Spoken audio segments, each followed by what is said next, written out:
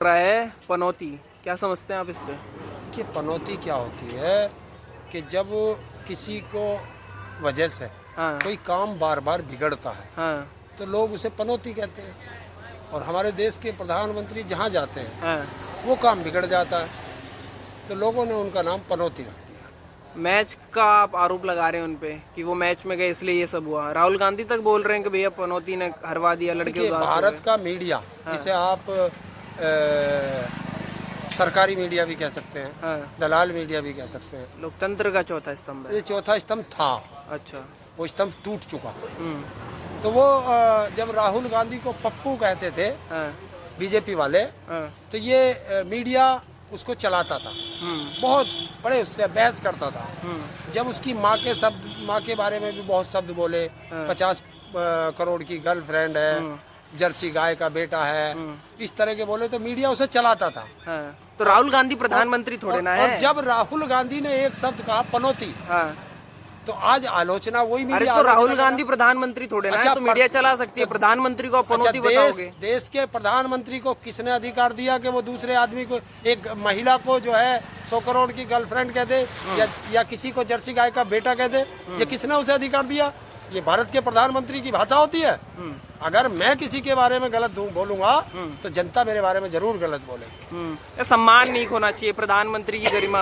हाँ, तो प्रधानमंत्री जब अपनी गरिमा खो चुका है, जब देश के प्रधानमंत्री को खुद पता नहीं है कि वो प्रधानमंत्री है। आपने वीडियो नहीं देखा हार के बाद भी कैसे लड़कों को बोला कि कोई बात नहीं, सब ठीक है? सभी खिलाड़ियों को मोदी जी ने शमी को गले लगाया, सबसे हाथ मिलाया। इसे ही तो इवेंट कहते हैं। अच्छा। हाँ, मैं अगर इन भाई से मिलने जा रहा हूँ और किसी के दुख में शरीक होने जा रहा हूँ तो मैं उसकी वीडियो बनाकर जनता में पेश नहीं करूंगा, और वो भी ड्रेसिंग रूम की। ड्रेसिंग रूम की तो आज तक कोई वीडियो किसी ने देखी नहीं होगी, किसी भी क्रिकेट के प्लेयर। अरे रोते हुए आंसू पोंछे गले लगाया, वो नहीं दिख रहा आपको? किसने? हाँ, मोदी जी ने। मोदी जी ने ये नहीं बताया कि वो कई लाख करोड़ का जो सट्टा लग रहा था उसमें से कितना पैसा आया बीजेपी पे? ये नहीं पता आपको? कहाँ सट्टा लग रहा था? कितना?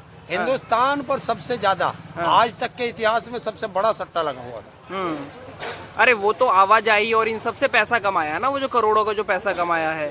अरे छोटे पत्रकार हो आप, नहीं जानकारी रखते। जानकारी करो, किसी सट्टा बाजार वाले से बात करना कि हिंदुस्तान पर 10 मैच जीतने पर फाइनल के लिए कितना बड़ा सट्टा लगा था। एक मेरे से सज्जन बता रहा था, कोई 2 लाख करोड़ का बता रहा था, एक ने 5 लाख करोड़ का बताया। ये डेटा कहाँ से मिल रहा है आपको? क्या? ये डेटा कहाँ से मिल रहा है? मीडिया तो ऐसा कुछ नहीं बता रही। जैसे मीडिया किसी काम को कहती है हमारे वे हैं सूत्र, विश्वसनीय सूत्र हैं, तो क्या हमारे कहीं विश्वसनीय सूत्र नहीं हो सकते?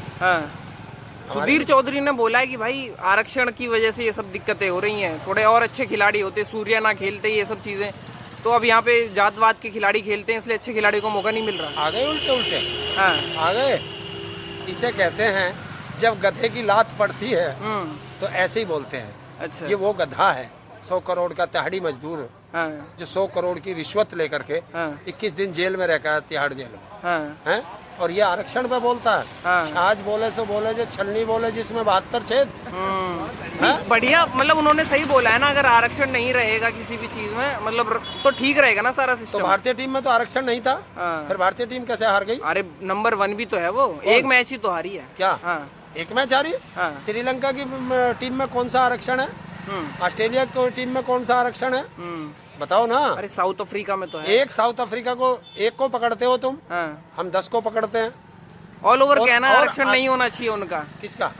आरक्षण नहीं होना, देश में आरक्षण नहीं होना चाहिए, तभी नंबर 1 बनेगा भारत। हम कह रहे आरक्षण 100% कर दो ना, सबको दे दो, आरक्षण ऑटोमेटिक खत्म हो जाएगा। जिसकी जितनी हिस्सेदारी उसकी उतनी भागीदारी। बांट रहे हैं आप लोग जात पात। अच्छा। में वो हिंदू कह रहे हैं, आप लोग फिर जात पात में। कौन कह रहा है हिंदू? वो लोग कह रहे हैं कि पूरा देश एक है, हिंदू राष्ट्र बनाना है। मोदी की वो बाइट सुनी है क्या? नहीं सुनी, मैं बता दूंगा। कौन सी वाली? मोदी कहता है कि हिंदू कोई जाति नहीं है, कोई धर्म नहीं है, ये रिलीजन है, और हमारे लिए तो ताश के पत्तों की तरह है। आपको मैं वो बाइट दे दूंगा, दिखा देना। और जो अपने आप को हिंदू हिंदू कहता हो और उस भ्रम में रहता हो तो देख लेना कि ये वो भेड़िए हैं, क्या कहूँ, बहरूपिये।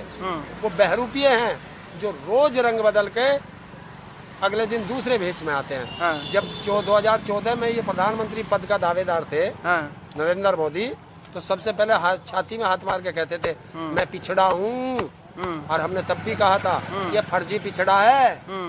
मंडल कमीशन की जब रिपोर्ट आई थी तो उस मोदी की जाति उस पिछड़ों की जाति में नहीं थी। चलिए लास्ट सवाल यही है, कांग्रेस को बोल रहे हैं कि भैया ऐसे दबाओ कि भैया फांसी लग जाए, राजस्थान में बोल रहे हैं। तो यही तो है जनता, कह रहे हैं खत्म कर दो कांग्रेस को, देश के लिए बोझ है वो। ये नेताओं की भाषा होती है कि हत्या करना, जनता हत्या करे, जनता जेल चली जाए, मैं ना चला जाऊं, ये मोदी की भाषा है। और जनता को उकसा रहे हैं हत्या के लिए, हिंसा के लिए। नहीं, वो कह रहे हैं ऐसा वोट डालो कि नामो निशान मिट जाए कांग्रेस तो इन्होंने दिल्ली में भी कहा था कि ऐसा बटन दबाना करंट शाहीन बाग में लगे, वो लग गया। कर्नाटक में भी कहा था इन्होंने। तो ये जनता है, ये ऐसा बटन दबाएगी कि ये जो गुजराती है ना, ये गुजरात पहुंच जाएंगे नर्मदा नदी के किनारे। चलिए बहुत